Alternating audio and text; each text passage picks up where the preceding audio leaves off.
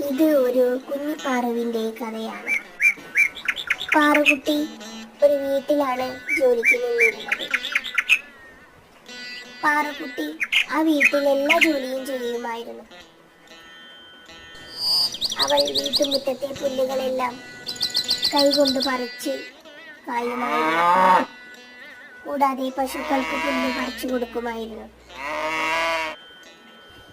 ആ വീട്ടിലെ തറയെല്ലാം തൂത്ത് വൃത്തിയാക്കി ഇടുമായിരുന്നു. പണിയെടുത്ത് അവളുടെ നടുവൊടിയാറായി.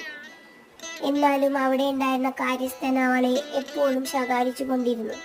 കുഴിമടിയനായിരുന്നു അയാൾ.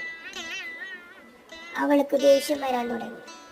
അവൾ ആലോചിച്ചു, ഇയാളെ ഒരു പാഠം പഠിപ്പിക്കണം. അവൾ ചിന്തിച്ചു. തുടർന്ന് കാണാൻ സബ്സ്ക്രൈബ് ചെയ്യുക.